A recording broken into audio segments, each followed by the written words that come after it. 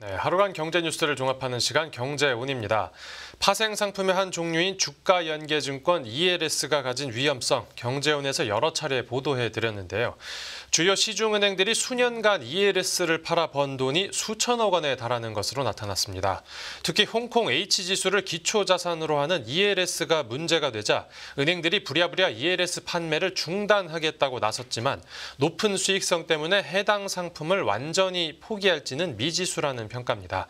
관련 내용 오늘의 뉴스 포인트에서 자세히 알아보겠습니다. 지금 자리에 권영욱 기자 나와 있습니다. 네, 안녕하십니까? 안녕하십니까? 네, 은행들이 ELS 상품을 팔아서 막대한 이익을 거뒀다고 하는데 대체 얼마나 번 겁니까? 네, 은행들은 ELS를 팔면 판매 수수료를 챙기면서 돈을 벌게 되는데요. 예. KB국민과 신한, 하나 그리고 우리, NH농협 같은 5대 시중은행들이 지난 3년 동안 ELS 판매 수수료를 통해서 총 6,815억 원, 그러니까 7천억 원에 가까운 이익을 거둔 것으로 그렇게 집계가 됐습니다. 네. 최근 문제가 되는 게 홍콩 H지수와 연계된 ELS 상품인데요. H지수가 정점을 찍었던 지난 2021년에 ELS가 불티나게 팔렸습니다. 예. 그러니까 아무래도 H지수가 크게 오르다 보니까 H지수와 연계된 상품을 홍보하기가 더욱더 수월했던 것으로 보이는데요. 네네. H지수가 정점을 찍었던 지난 2021년에만 은행들이 총 2,807억 원의 이익을 냈고요. 예. 그리고 2022년과 작년에도 각각 2천억 원 안팎의 이익을 낸 것으로 집계가 됐습니다. 네, 이렇게 은행들이 ELS로 짭짤하게 이제 수익을 버는 동안 ELS 가입자의 상당수는 뭐 투자 수익은커녕 지금 원금 회수를 걱정해야 되는 상황이라고요. 네, 그렇습니다. 은행들은 ELS 수수료 이익으로 수천억 원의 돈을 좀 벌었지만 네. 상품 가입자들은 현재 좀 고민이 이만저만이 아닌데요. 네. 대표적인 사례가 H지수 ELS 가운데서도 올해 상반기에 만기가 좀 몰려있는 그런 상품들입니다. 네네. 최근 H지수가 5,200선 근처로 지난 2021년 당시 고점의 절반에도 미치지 못하면서 대규모 손실 확정이 지금 나오고 있는데요. 5대 은행이 판매한 H지수 ELS 상품 가운데 올해 들어서 지난 2일 기준으로 만기가 돌아온 게 모두 7천억 원 정도거든요. 네.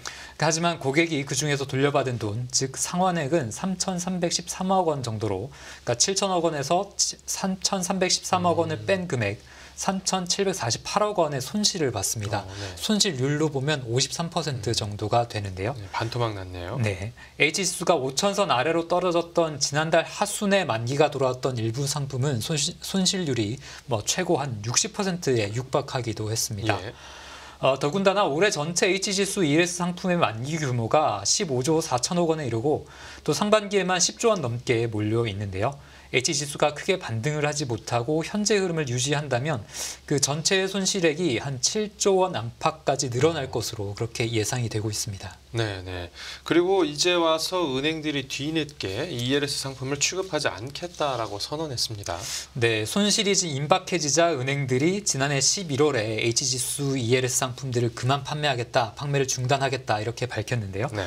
그리고 지난주였죠. KB국민과 신한, 하나은행이 기초자산의 종류와 관계없이 모든 ELS 상품의 취급을 당분간 중단하겠다 이렇게 발표를 하기도 했습니다. 예. 농협은행의 경우에는 작년 10월 초부터 원금을 보장하지 않는 ELS는 팔지 않고 있다라고 그렇게 또 밝히기도 했는데요. 네네.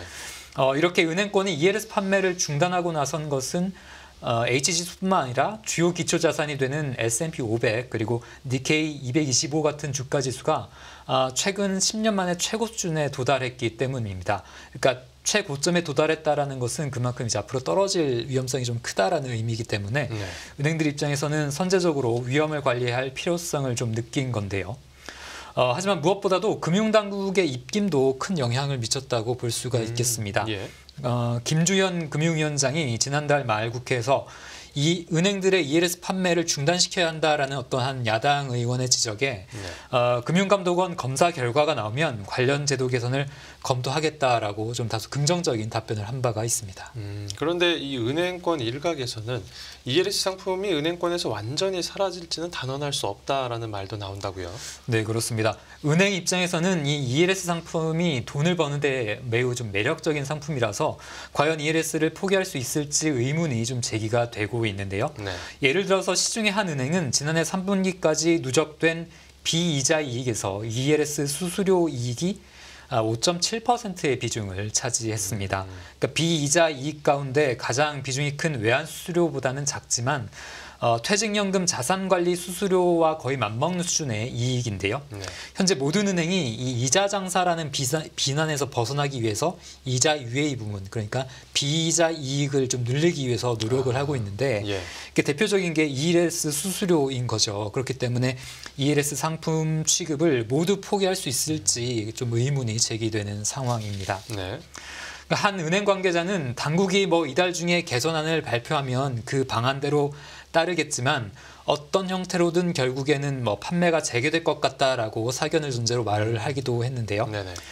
이 관계자는 비대면 판매는 앞으로 어려워질 수 있겠지만 어떤 프라이빗 뱅커가 적어도 2명 이상 있는 일정 규모 이상의 어떤 큰 센터에서만 판매한다든지 하는 식의 어떤 보완책이 나올 가능성이 있다라고 내다봤습니다. 네. 그리고 ELS 관련 소식 하나만 더 다뤄보자면 이제 홍콩 H 지수를 기초자산으로 하는 ELS에서 말씀해주신 대로 이제 대규모 손실이 나게 생겼는데요. 그 여파로 올해 초에 ELS의 조기 상환율이 크게 떨어졌다라고 하는데 이 어떤 내용인지 설명 부탁드립니다. 네, ELS가 기초자산으로 삼은 주가 지수에 연계돼서 투자 수익이 결정되는 그런 상품이잖아요. 네. 그러니까 일정 시점마다 기초자산의 가격을 평가해서 고객들에게 조기 상환해 줄 수 있는 기회를 제공합니다. 네. 만약에 기초자산의 가격, 그러니까 기초가 되는 주가 지수가 어떤 특정 조기 상환의 기준 영역보다 위에 있으면 원금과 함께 수익을 일찍 좀 빼나갈 수가 있어요. 이것을 조기 상환이라고 하는데 네네. 이 조기 상환의 비율이 낮아졌다라는 것은 그만큼 투자 수익이 나지 않아서 일찍 상품을 청산할 기회가 적었다라는 뜻인데요. 한국예탁결제원에 따르면 1월 ELS 상환 금액 기준 조기 상환율은 60%대로 내려앉았습니다. 통상적으로 해당 비율이 한 90%를 훨씬 웃돌기 때문에 지금 크게 좀 낮아진 그런 상태인데요. 네. 이렇게 ELS 조기 상환율이 낮아진 데는 최근 논란이 됐던 홍콩 H지수 관련 상품이 좀 무관하지 않다라고 할 수가 있겠습니다. 네. 실제 1월 상환 금액을 상환 형태별로 보면 조기 상환이 한 66%고 만기 상환과 중도 상환이 각각 28% 그리고 5% 정도가 되는데요. 네. 그러니까 평상시에 비해서 조기 상환 비율이 낮아졌다는 것은 다른 형태의 상환, 그러니까 만기 상환과 중도 상환이 크게 늘어났다라고도 볼 수가 있거든요. 네네. 만기 상환이라고 하는 것은 조기 상환할 기회를 잡지 못하고 만기까지 버티다가 상환을 한 것을 만기 상환이라고 하고, 또 중도 상환이라고 하는 것은 조기 상환을 하지 못하고 만기까지 버티려고 했지만 만기까지 가면 손실이 더 크게 늘어날 것 같아서 중간에 어떤 청산 수수료를 치르면서도 중도의 상품을 청산하는 걸 중도 상환이라고 하는데, 네네. 이렇게 중도 상환 그리고 만기 상환이 늘어나면서 조기 상환의 비율이 그만큼 낮아졌다, 이렇게 볼 수 있겠습니다. 네, 알겠습니다. 네, 첫 번째 뉴스로 금융권 소식 들어봤고 다음 뉴스 보겠습니다. 네, 기업 밸류 없이 삼성전자 주가 13만 원 이상. 이 정부가 지난달 코리아 디스카운트를 해소하기 위해 기업 밸류업 프로그램을 도입하겠다라고 밝혔는데 이 프로그램을 국내 주요 기업들에 적용해본 관측 결과가 나왔다고요? 네, 그렇습니다. 한국기업 거버넌스 포럼이라는 곳이 분석을 한 내용인데요. 네네. 한국의 대표적 상장사인 삼성전자, 현대차, LG화학, KB금융의 이사회가 재무상태표에서 어떤 비효율성들을 제거하고 그리고 어떤 주주 환원도 제대로 해야 된다라는 전제 하에 분석된 내용입니다. 네. 이렇게 되면 주당 펀더멘털의 가치가 50%에서 최대 120%까지 상승할 수 있다, 이런 분석이 좀 나왔는데요. 네. 삼성전자를 예로 들어보면 대만의 TSMC 수준으로 거버넌스 문제와 주주 환원 정책을 개선을 한다면 주가가 현재 7만 원대에서 거래가 되고 있는데 이게 한 13만 원 이상까지 오를 수 있다고 추정이 됐습니다. 네네. 구체적으로 해결해야 될 과제를 보면 삼성전자가 현재 92조 원의 현금을 가지고 있는데 그 가운데 50조 원을 투입해서 우선주를 모두 자사주로 매입하라고 했고요. 네. 그리고 50조 원의 이 자사주 가운데 20조 원은 즉시 소각을 해서 주주 환원을 하라라고 제안을 했습니다. 네.